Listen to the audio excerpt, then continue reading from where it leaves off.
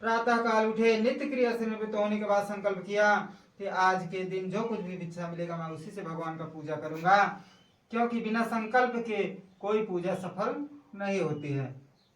तो संकल्प करके जो है घर से निकले कि हे प्रभु, आज जो कुछ भी भिक्षा मिलेगा मैं उसी से आपका पूजन करूंगा। तो उस दिन भगवान की ऐसी कृपा हुई कि उन्हें बहुत सा धन प्राप्त हुआ। कहते हैं कि जा पर कृपा राम की होई, ता पर दया करहि सब कोई। राम भय जे दाहिने, सबहि दाहिने ताहे। अर्थात जो भक्त प्रभु के शरण में रहता है और प्रभु की कृपा जिसके ऊपर होती है, जो है उसका कभी भी कोई किसी भी अमंगल नहीं हो सकता स्थिति में। और फिर उस दिन देवताओं ने उस ब्राह्मण पर भी कृपा की, इसलिए ब्राह्मण ने उसी धन से बंधुओं को बुला करके प्रसन्नता पूर्वक भक्ति और श्रद्धा के साथ सत्यनारायण भगवान का पूजन किया। पूजन और व्रत के प्रभाव से सब दुखों से मुक्त हो गया, समस्त संपत्ति से पूर्ण हो गया। तब से ब्राह्मण बराबर हर महीना भगवान का व्रत करने लगा। उस उत्तम ब्राह्मणों ने जो भगवान का पूजन किया समस्त पापों से छूट करके मोक्ष को प्राप्त। इस प्रकार जो मनुष्य उस ब्राह्मण देव की तरह भगवान का पूजन करेंगे सभी दुखों से मुक्त हो जाएंगे, मोक्ष को प्राप्त होंगे। इस प्रकार भगवान ने व्रत के प्रभाव को नारद जी से कहा।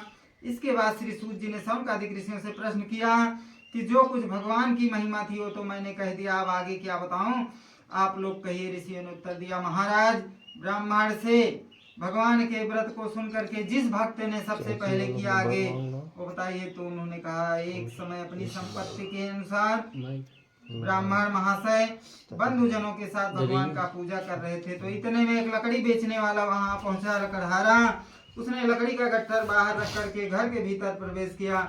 लकड़हारा भूख प्यास से बहुत पीड़ित था। उसने घर के भीतर देखा वही भिखारी ब्राह्मण जो एक दिन भिक्षा मांगते फिरते थे, आज इतने बड़े भवन के स्वामी हैं, भीड़ भाड़ के साथ भगवान की पूजा कर रहे हैं।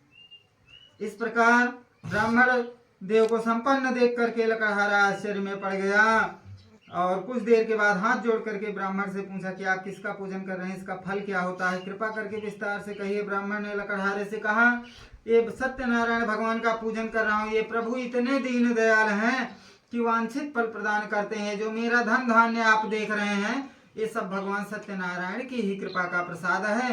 संसर्ग जा दोष गुणा भवन्ति, संगति से ही गुण दोष उत्पन्न होते हैं। ब्राह्मण के मुख से इस प्रकार सुनकर के लकड़हारा बहुत प्रसन्न हुआ। भगवान का प्रसाद खा करके जल का पान करके नगर को प्रस्थान किया।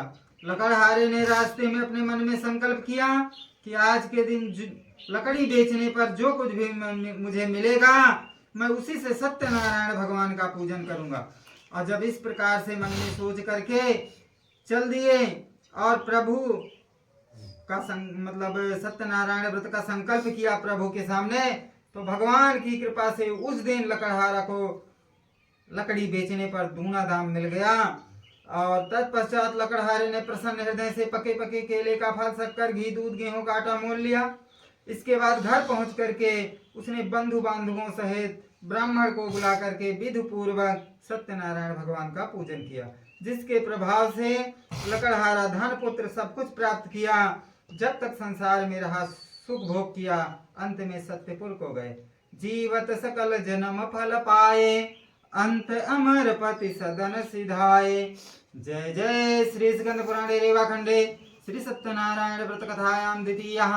ओम तत्सत। बोले वृंदावन बिहारी लाल की जय।